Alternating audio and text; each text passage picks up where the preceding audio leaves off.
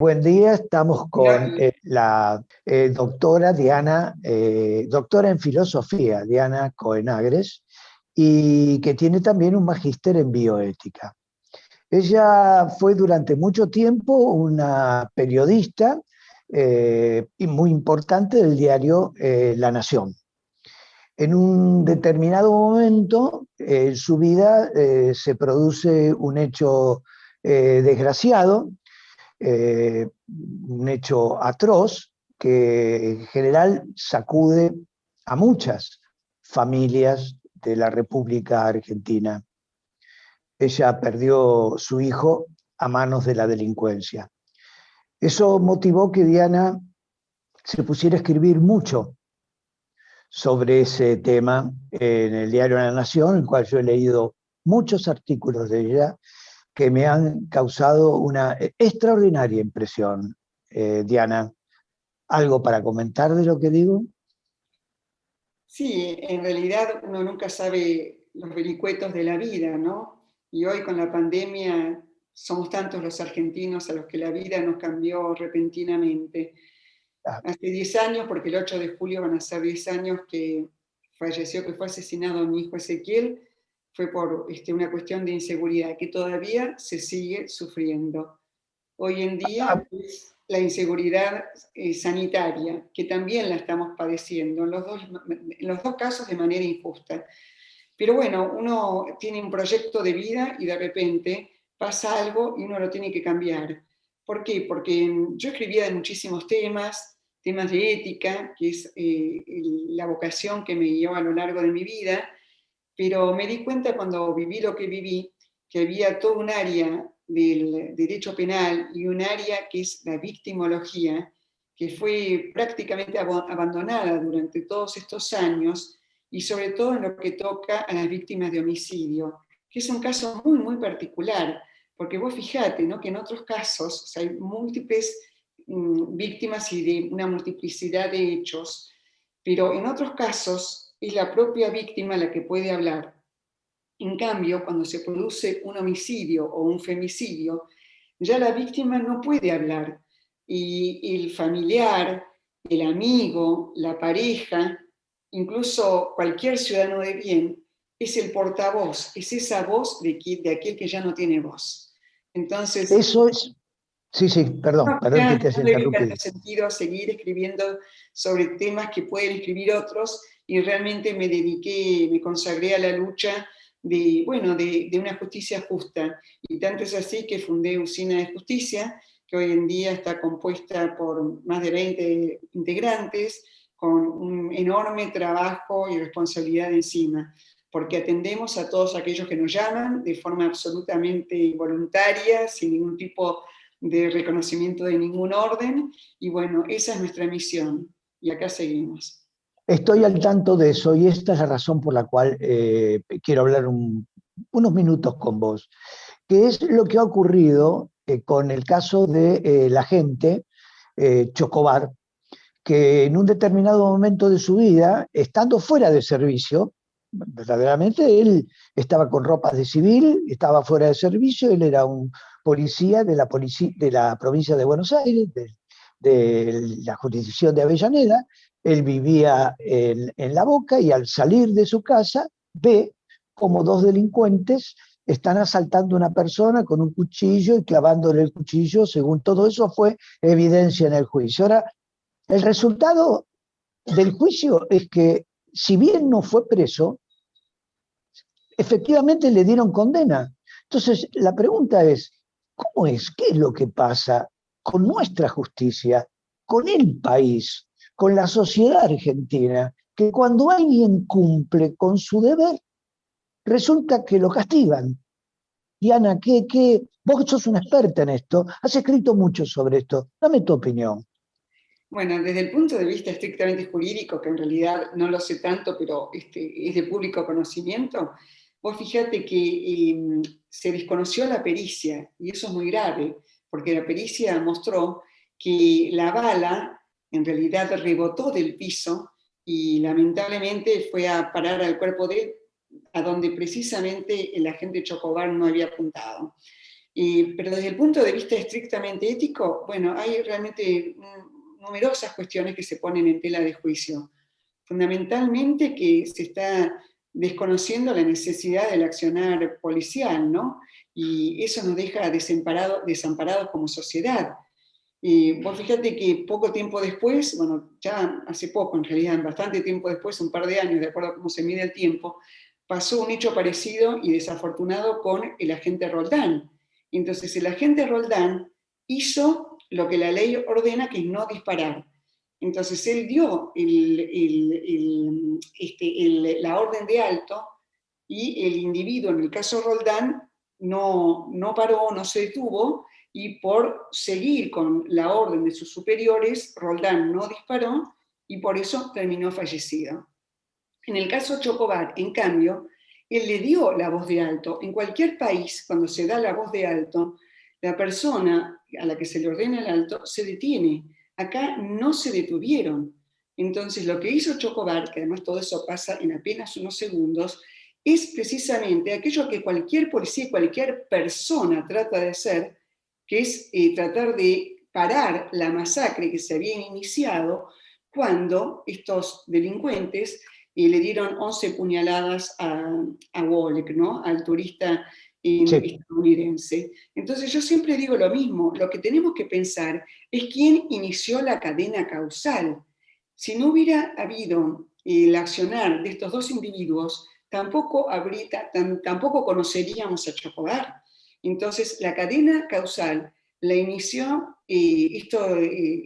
los dos delincuentes, y Chocobar hizo una mera respuesta, que además fue una respuesta de acuerdo con la ley. Lo que pasa es que ahí precisamente lo que apareció fue lo que se llama la mala suerte moral. ¿Por qué? Porque las balas se desvió y lamentablemente fue a dar al cuerpo de uno de los delincuentes. Ahora, por Está otro bien, lado, pero sí, Está por bien, favor. pero esto la justicia argentina lo sabe, como lo sabés vos, como lo sé yo, como se ha difundido, que esa bala fue tirada al piso para amedrentar, no para matar. ¿Y por qué se lo castiga entonces? Se lo castiga porque todo esto forma parte de una política penal que está a Ah, favor de los delincuentes y en contra claro, de la sociedad. Y la prueba está en que si la política penal fuera una política seria, que realmente está a favor de la vida, como tanto proclaman, habrían comprado las Taser, que son las pistolas que no claro, hacen daño, y con lo cual no habría habido ni un Chocobar ni un Roldán. Entonces estamos exactamente. muriendo, nos están exponiendo a la muerte, así como pasa en la salud, pasa lo mismo en la inseguridad. Ah, Lamentablemente creo que lo que de alguna manera nosotros venimos notando desde hace, en mi caso personal, desde hace 10 años, y en el caso de Usina de Justicia, desde hace 7 años que se creó la organización, vos fijate que lo que venimos notando es que siempre las políticas públicas están en contra de la gente que vive en el marco de la ley. Y lamentablemente ahora está replicado también en el ámbito de la pandemia. ah. Entonces realmente hay que preguntarnos seriamente cómo nos tenemos que comportar, qué es lo que tenemos que hacer para no seguir viviendo a merced realmente de aquellos que están en contra de nuestra vida. Una pregunta, Diana, respecto de algo que vos dijiste. Vos dijiste, en cualquier país del mundo, cuando se sorprende, cuando la policía sorprende a un delincuente y le da la orden de alto, en cualquier país del mundo, dijiste vos, ese hombre se detiene. En la Argentina no se detiene. ¿Pasa algo particularmente en la Argentina? Que acá los ladrones son los dueños de la calle, o los delincuentes son los dueños de la calle, o digamos las personas de avería son los dueños de la calle. ¿Qué es lo que pasa? Que en la Argentina siempre operan dos códigos paralelos. Y eso ya lo dijo hace muchos años en un país al margen de la ley, Carlos Nino. Es decir, hay un código según el cual una persona puede cruzar la calle, por ejemplo, cuando la luz está en verde, ¿no? Y sin embargo, cuando un auto está por doblar, y a pesar de que nosotros tenemos la luz como para cruzar, que nos autoriza a cruzar la calle, sin embargo, preventivamente tenemos que esperar la seña del conductor para cruzar la calle, ¿Por qué? Porque hay un código, que es el código legal, pero hay otro código, que es un código paralelo, que funciona el primero, con el cual tenemos que en realidad manejarnos, porque es aquel que impera. Cuando eso se traslada a la dimensión del delito, entonces, bueno, obviamente hay dos códigos para todo.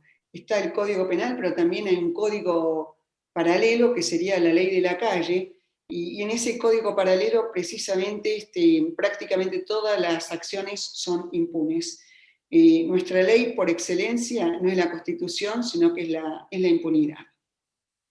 Claro, vos sabés que ahora cuando vos decís eso, yo soy docente, ¿no? Ya muchos años de dar clases y soy directivo de escuelas. Pero uno observa cómo ya en la escuela misma impera la impunidad.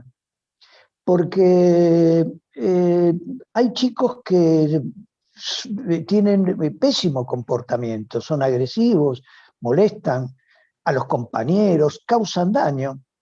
Y se hace muy difícil en una escuela tomar medidas sobre esos alumnos. Y eso, bueno, después se generaliza al conjunto de la sociedad. Entonces, bueno, pareciera ser que la ley es represión, pareciera ser que la ley es dictadura en este país. Pero no sé por qué, porque dictadura han tenido muchos países y sin embargo no ha quedado ese resabio. No entiendo por qué la Argentina ha quedado ese resabio. Lo que pasa es que quizás el problema que uno inconscientemente lo lleva encima es que nosotros asimilamos precisamente la represión a la dictadura. La ley es represión, porque la ley reprime Claro, conductas. Es decir, si claro, yo quiero claro. algo que veo en un escaparate, bueno, quizás lo más fácil sería romper la vidriera y llevarme eso del escaparate, pero me reprimo para cumplir la ley, para vivir en el marco de la ley. En realidad, la ley es represión. Y cuando vos me decís, ¿cómo puede ser que chicos en una escuela tampoco respeten el orden escolar? Es muy simple, porque uno de los sentidos del castigo, que hoy en día ya es una mala palabra, uno de los Claro, sentidos del castigo es precisamente el sentido ejemplificador. Entonces, esos chicos no tienen modelos de conducta, no tienen padres o abuelos que hayan precisamente vivido en el marco de la ley. Entonces, es lógico que esos chicos entonces se salgan del marco de la ley, en un sentido o en otro, y ni siquiera depende de las clases sociales o de las capas no, claro, sociales. claro. Lamentablemente estamos acostumbrados a vivir en un país al margen de la ley. Entonces va a ser Ahora, muy difícil remontar esta situación. muy difícil, porque yo coincido con vos, con esto voy terminando, yo coincido con vos cuando vos decís esto tiene que empezar de abajo, ¿no? Así charlando, conversando, y tiene que esta fuerza y estas ideas surgir desde abajo. Pero también es cierto que si no hay una cabeza, cuando me refiero a una cabeza, me refiero a una conducción general que marque y que tome estas ideas que vienen de abajo, es muy difícil acá, en nuestro país, producir un cambio. Sí, porque lamentablemente lo que se produjo también es una pérdida de los modelos. Vos recordá que cuando nosotros éramos chicos, el maestro era una autoridad, al maestro se lo respetaba. Hoy en día, hace un tiempo, todos nos hemos enterado que a una maestra le incendiaron el Sí, pelo y encima prendían el otro lo pelo, grabó con el celular y lo subió a las redes. Entonces, exactamente. esa es una figura que es la del maestro. El médico siempre fue un agente regulador de la sociedad. Hoy en día los médicos tienen que operar a punta de cuchillo, porque les traen un herido de bala y lo amenazan al médico que si el paciente se muere, entonces no matan al médico. Y ni que hablar del Exacto. policía, donde no es solamente el caso Chocobar.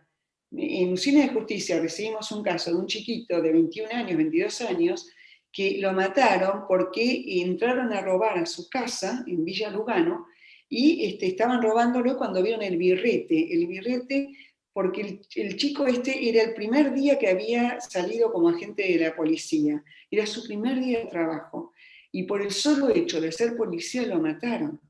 Entonces, ¿qué nos queda? Nos abandonamos a vivir en una sociedad donde no hay referentes sociales. Entonces hay que construir esos referentes. Hay que construir, aunque sea de la nada, esos referentes. Por eso tu trabajo en la escuela es muy, muy importante, porque de alguna manera en tus manos está gran parte del futuro de la Argentina. Bueno, Diana, te agradezco mucho estos minutos que nos diste.